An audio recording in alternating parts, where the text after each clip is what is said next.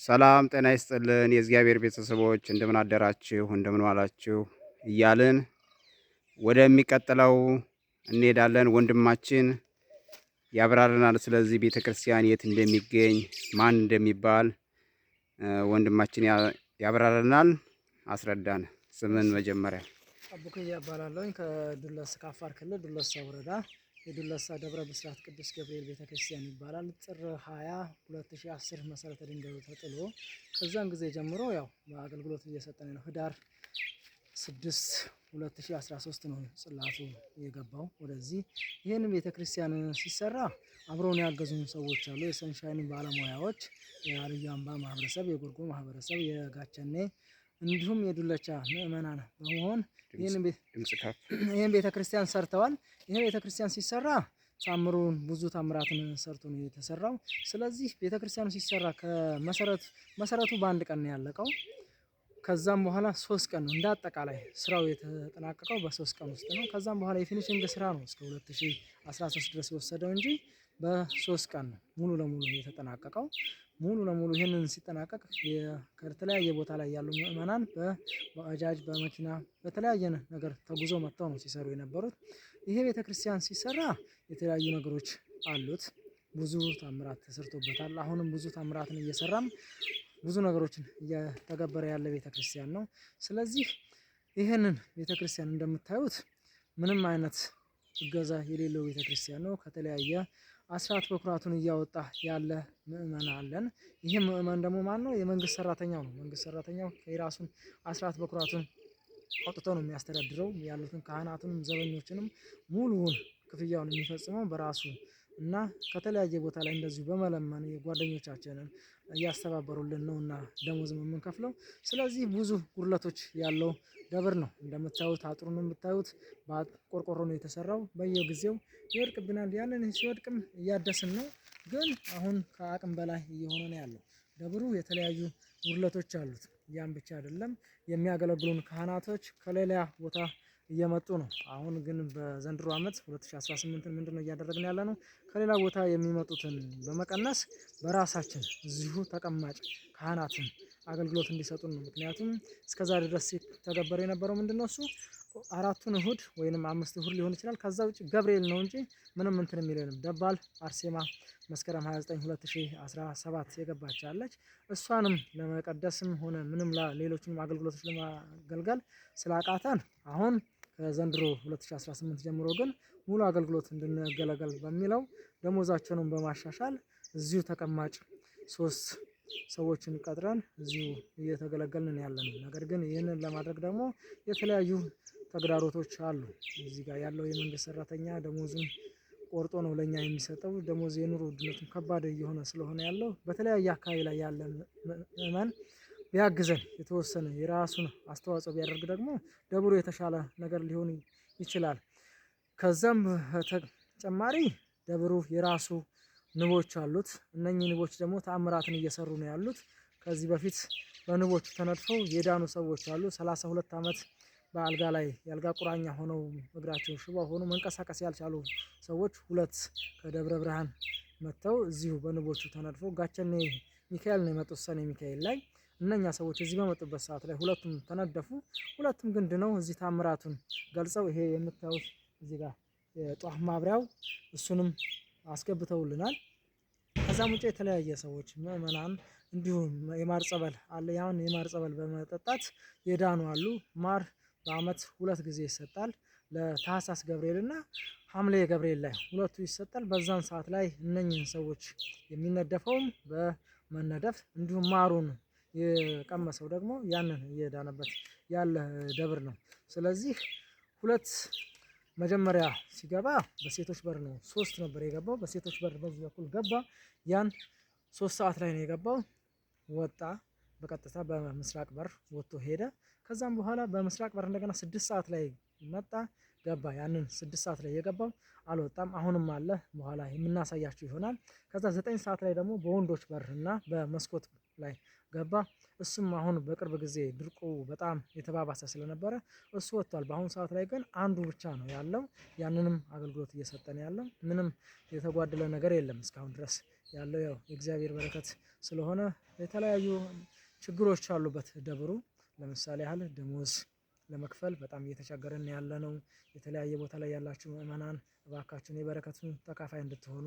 ሁለተኛ የጸበል ቤት የለንም። የጸበል ቤት ግድ ጸበል ቤት ከሌለ ጸበል ብቻ መኖሩን ምንም ዋጋ ስለሌለው ይሄንን ነገር በተለያየ ነገርም ሊሆን ይችላል አግዛችሁን ያንን የጸበል ቤት ተሰርቶ የቅድስት አርሴማና የቅዱስ ገብርኤል ተአምራቱ የሚታይበት ቦታ እንዲሆን እናንተም የተለያየ ነገሮችን በረከቱን ተካፋይ ሆናችሁ እናንተም ቤታችሁም ጭምር እንዲባረክ የቤታችሁ ሞገስ እንዲሆን ይህንን በእግዚአብሔር ስም ጥያቄ እናቀርባለን።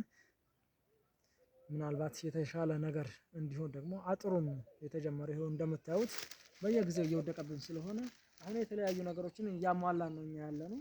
እናንተ ደግሞ የተለያየ ቢያንስ አንድ ሲሚንቶ ለ5ም ለ6ም ሆናችሁ ፌሮም እንደዛው ድንጋይ የራሳችን ድንጋይ አለን በፊት የገባለን ያንን ነገር ብታግዙን የተሻለ ነው። ምክንያቱም በእኛ በአቅማችን እዚህ ጋር ደሞዝ ከፍለን እንደገና ይሄንን እንስራ ብንል የማይሆን ጉዳይ ሆኖ ስለገጠመን የተለያዩ ችግሮች አሉብን። የተለያዩ ችግሮች ቢኖሩብንም ግን እነኝህን እንኳን የተወሰኑትን ነገሮች ብትፈቱልን መታችሁ ደግሞ የበረከቱ ተካፋይ ብትሆኑ እዚህ ቦታ ላይ መታችሁ ደግሞ ብታዩት የተሻለ ይሆናል። ቢያንስ እዚህ ያለን ምእመናን 30 ማንሞላን ከ30 ማናልፍ ነን። ነገር ግን እዚህ ጋር እኛ እግዚአብሔር በረከቱ በስቶ ነውና እዚህ ያደረሰን። ስለዚህ እናንተ ደግሞ መታችሁ የበረከቱ ተካፋይ ሆናችሁ የኛን ችግር አይታችሁ የተሻለ ነገር የተሻለ ደረጃ ላይ እንዲደርስ ብታደርጉልን ደብሩ ከመዘጋቱ በፊት ቢያንስ የራሳችሁን አስተዋጽኦ ብታደርጉ የተሻለ ነው እላለሁኝ። እናመሰግናለን። ወደሚቀጥለው እንሄዳለን። 32 እና 37 ዓመት የሞላቸው ሰዎች እነሱ ሁለቱ ስለዳኑ ይሄንን ምስክርነት አምጥተው ያስገቡት ነው። ይሄንን እንግዲህ ያመጡት እዚህ መጥተው ተፈውሰው ለስለት የመጣ ነው። ይሄኛው ለጧፍ ማብሪያ ነው፣ የጧፍ ማብሪያ ነው። እያወራ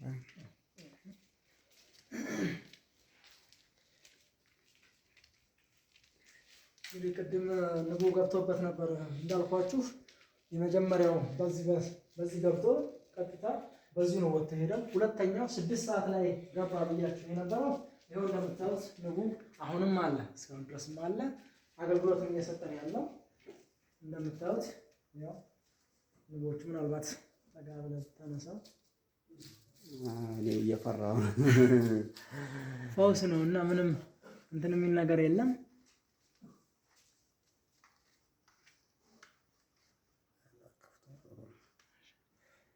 ያለንን ቁምሳጥን ነው የአልባሳት ተብሎ እንግዲህ ንቦቹ ቤተ መቅደስ ውስጥ ናቸው ያሉት።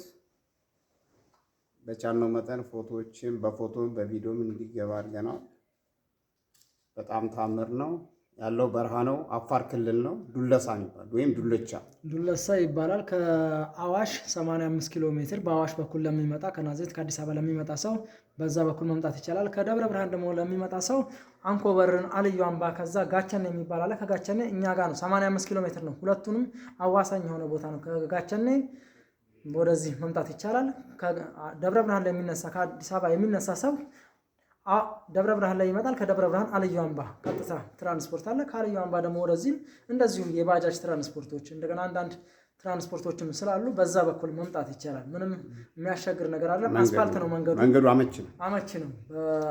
ከደብረ ብርሃንም ለሚመጣ ሰው ከአዋሽም ለሚመጣ አስፋልት ነው በሁለቱም መስመር እና 85 ኪሎ ሜትር ነው። ምንም ሩቅ አይደለም። አስለቅቆን የነበረ ይሄው ተአምራቱን ማየት ይችላሉ እንዳለ። ይሄኛው ንብ ለቆ ሄዷል። ይሄኛው ለቆ ሄዷል። ቤተክርስቲያን አገልግሎት የሚሆን ተቀምጦበታል። በጣም የሚገርም ነው። በረሃ ላይ ነው። ምንም አይነት ሰው የለውም። ምንም አይነት ምዕመናን የለም። እዚህ ያለው የመንግስት ሰራተኞች ናቸው። ኦርቶዶክስ የሆነ የመንግስት ሰራተኞች ናቸው። ከ30 የማይበልጡ እነዚህን እኛ በቻልነው ማገዝ አለብን። ይሄ ቤተክርስቲያን እንዳይዘጋ በሚያምር ሁኔታ ነው የታነጸው። ይሄ ቤተክርስቲያን ለዛውም በረሃ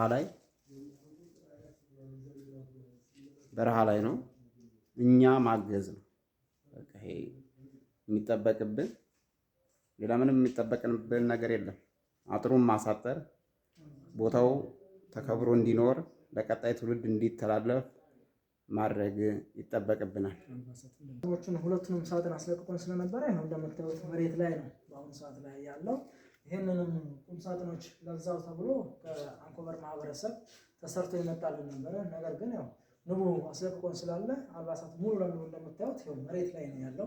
ቢያንስ የቻላችሁትን የራሳችሁን አስተዋጽኦ ብታደርጉና ቁም ሳጥን ነገር ብታሰሩልን የተሻለ ነው። ምናልባት ለአንድ ሰው ሎሚ 100 ሎሚ ሊሆን ይችላል፣ 50 ሎሚ ሊሆን ይችላል። 50 ሎሚ ለአንድ ሰው ሸክሙ ነው። ለብዙ ሰው ሲሆን ግን ጌጡ ነው እንደሚባለው ሁሉ እናንተም ቢያንስ ተባብራችሁ ያንን ብታሰሩልንና ይህንን መሬት ላይ ወድቆ የሚጉላላብንን አልባሳትን ብታደርጉልን የተሻለ ነው የሚሆነው። እነኝህን ካህናቱን እንደምታዩት አፍ ማደፊያ እንኳን ራሱ ይሄው ምዕመን ነው እያደረገ ያለው ተከፋፍለን እና ይሄን ሁሉ በጣም ብዙ ችግሮችን አለብንና እነኚህን ነገሮች እባካችሁን በኃያሉ በእግዚአብሔር ስም ጠይቃችኋለሁ። አሁንም ቢሆን ያለብንን ችግር ተገንዝባችሁ የተወሰነ ነገር የራሳችሁን አስተዋጽኦ ብታደርጉልን በሚል ነው የምጠይቃችሁ።